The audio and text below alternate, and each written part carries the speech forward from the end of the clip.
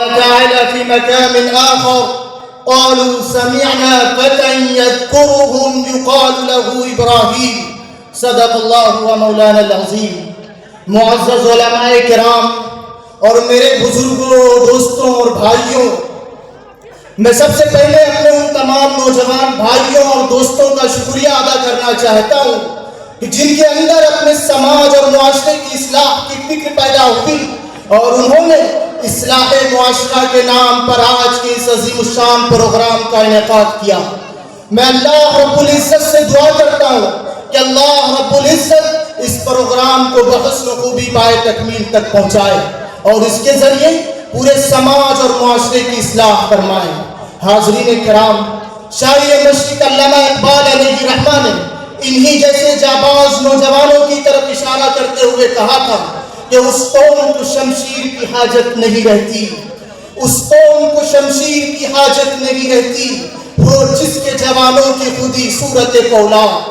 حاضرین کرام، شاعر مشرق کا یہ شعر اپنے آپ میں ایک آئینہ ہے جس میں ہماری ماضی کی روشن تاریخ کی جھلکیاں بھی ہیں اور موجودہ حالات کی تصویر اور مستقبل کے تعمیر کے نقشہ عمل بھی ہے اور نوجوانوں کے نام نئی زندگی کا پیغام بھی. یہ شعر دراصل آیت قرآنی انہم فتیۃ آمنوا بربہم وزدناہم ھدی کی تفسیر اور قول رسول اکرم صلی اللہ علیہ وسلم خالد سیف من سیوف اللہ کی تعبیر ہے. معزز حاضرین کرام، تاریخ اسلامی کی اس حقیقت کو کون جھٹلا سکتا ہے کہ اسلام کے سپوتوں اور قوم کے جوانوں نے اپنے یقین کی طاقت، حوصلے کی بلندی اور جذبہ خود اعتمادی سے جس طرح بڑے بڑے معرکوں کو سر کیا اور دنیا کے طول و عرض میں اپنے فتح یابی کے پرچم لہرا. کیا وہ فتح یابی ہتھیاروں سے لیس بڑے بڑے لشکروں کے حصے میں آئی؟ گنتی کی فوج اور معمولی ہتھیاروں کے ذریعے حضرت خالد بن ولید رضی اللہ تعالیٰ عنہ نے 150 معرکوں میں جس طرح ٹڈی دل لشکروں کو شکست دیا، آخر اس کے پیچھے کون سی قوت کار فرما تھی؟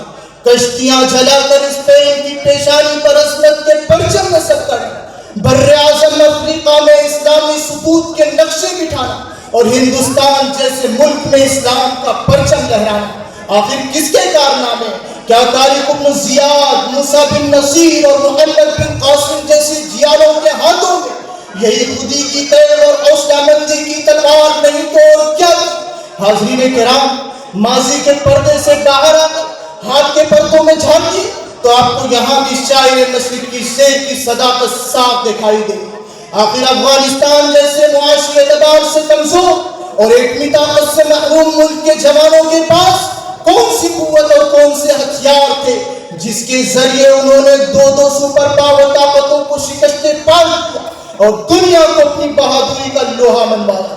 ٹھیک اسی طرح موجودہ وقت میں فلسطین کے نہتے نوجوانوں کے پاس آخر کون سی قوت اور کون سے ہتھیار ہے جس کے ذریعے وہ ایک جالم و جابر طاقت کے مقابلے کئی سالوں سے کھڑی ہے اور ڈٹ کر اس کا مقابلہ کر رہی ہے. حاضرین، اگر آپ اس کے پیچھے غور کریں گے تو آپ کو نظر آئے گا کہ اس کے پیچھے اللہ رب العزت کے جانب سے عطا کردہ ان کے نوجوانوں میں وہ فولادی عزم، حوصلہ، ہمت اور ناقابل تصدیق جرأت نظر آئے گی. حاضرین کرام، اسلام صرف عبادت کا مجموعہ نہیں بلکہ ایک مکمل ضابطۂ حیات ہے. یہ دین حق انسانیت کو اندھیروں سے نکال کر روشنی کی طرف لانے آیا اور اس عظیم مقصد کی تکمیل کے لیے اللہ رب العزت نے ہر دور میں کچھ نفوس کو چنا ہے. تاریخ اسلام اٹھا کر دیکھ لیجیے، قرآن مجید کے صفحات پلٹ لیجیے، احادیث نبویہ پر غور کر لیجیے، آپ کو ہر جگہ نوجوان قوم ایمان، عزم، حوصلہ، ہمت اور ناقابل تصدیق جرأت کی مثال بنتے نظر آئے. کیوں؟ وہ اس لیے کہ نوجوانی انسانی زندگی کا وہ دور ہے جس میں قوت بھی ہوتی ہے، ہمت، جذبہ بھی، امنگ بھی اور کچھ کر گزرنے کا حوصلہ بھی. ایک جگہ اللہ رب العزت قرآن مقدس میں اصحاب کہف کی طرف اشارہ کرتے ہوئے فرماتے ہیں انہم فتیۃ آمنوا بربہم وزدناہم ھدی. وہ چند نوجوان تھے جو ایک باطل معاشرے میں ہم پر ڈٹ گئے، نہ حکومت سے خوف کھائی، نہ سماج کے سامنے دبے، بلکہ اپنے دین کو ایک غار میں پناہ لی، اللہ رب العزت نے نہ صرف ان کی حفاظت فرمائی بلکہ قیامت تک کے لیے ان کو مثال بنا دیا۔ ایک دوسری جگہ اللہ رب العزت حضرت ابراہیم علیہ السلام کی جوانی کی طرف اشارہ کرتے ہوئے فرماتے ہیں قالوا سمعنا فتى يذكرهم يقال له ابراہیم، وہ نوجوان ابراہیمی تھے جنہوں نے تنے تنہا باطل کے ایوانوں کو للکارا، بتوں کو توڑا اور توحید کی صدائیں لگائی۔ اس جرم کی پاداش میں اس وقت کے بعد ظالم بادشاہ نمرود حضرت ابراہیم علیہ السلام کو آگ میں جلا کر راکھ کر دینے کا فیصلہ کیا، لیکن اللہ رب العزت حضرت ابراہیم علیہ السلام کی حفاظت فرمائی اور ایک جگہ کو ساری کی ساری باطل طاقتیں مل کر حضرت ابراہیم علیہ السلام کے بال کو بھی نقصان نہیں پہنچا سکے۔ حاضرین کرام، ذرا تصور کیجیے ہم نوجوانوں کے حضرت علی کرم اللہ وجہہ سے بڑا آئیڈیل اور نمونہ کون ہو سکتا ہے؟ حضرت علی رضی اللہ تعالیٰ عنہ وہ صحابی ہیں جنہوں نے بچپن میں اسلام قبول کیا اور ہجرت کی رات رسول اللہ صلی اللہ علیہ وسلم کے بستر مبارک پر سو کر اپنے جان کو خطرے میں ڈالا۔ یہی نہیں بلکہ اسلام پر جب بھی کوئی الغام ہوا، جب بھی اسلام کے خلاف کوئی پروپیگنڈا ہوا، جب بھی اسلام کو مٹانے کی کوششیں کی گئی، حضرت علی رضی اللہ تعالیٰ عنہ وہ بہادر و نوجوان صحابی تھے جو ہمیشہ اسلام کی دفاع میں پیش تھے۔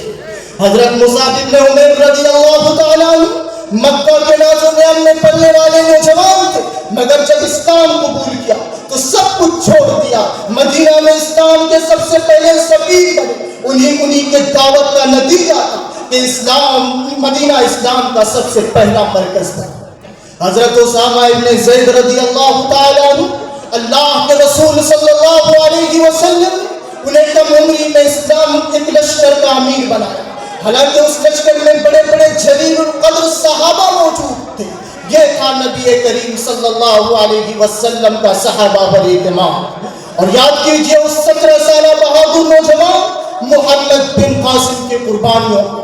محمد بن قاسم کی عمر صرف 17 برس تھی جب اسے سندھ کی مہم سونپی گئی۔ ایک کم عمر نوجوان مگر ایمان، حوصلہ اور ہمت سے بھرپور، انہوں نے جہاں قدم رکھا وہاں ظلم کا خاتمہ اور عدل کا قیام ہوا۔ انہوں نے تلوار سے زیادہ اخلاق اور انصاف کے ذریعے دین اسلام کو پھیلایا۔ انہوں نے تلوار سے زیادہ اسلام کو، تلوار سے زیادہ اپنے اخلاق، اپنے کردار، اپنے کریکٹر کے ذریعے دین اسلام کو پھیلایا۔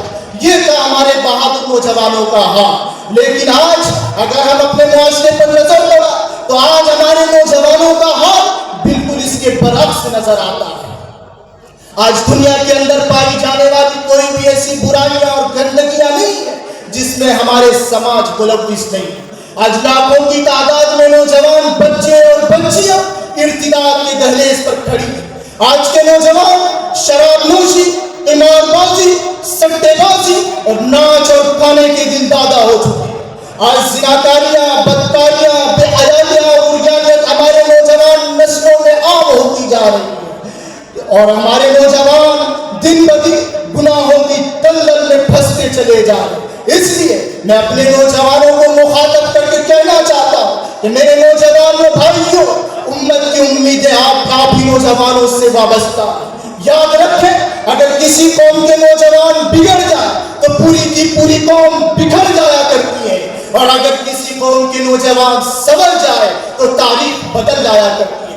لہذا ہم میں سے ہر نوجوان یہ عہد کرے کہ ہم دین اسلام کو، دین اسلام کی حفاظت کے لیے، اپنے دین اسلام کی رفعت و بلندی کے لیے اپنی تن من دھن کی قربانیاں پیش کریں گے اور ایک بہتر سماج اور اچھے معاشرے کی تشکیل کریں گے۔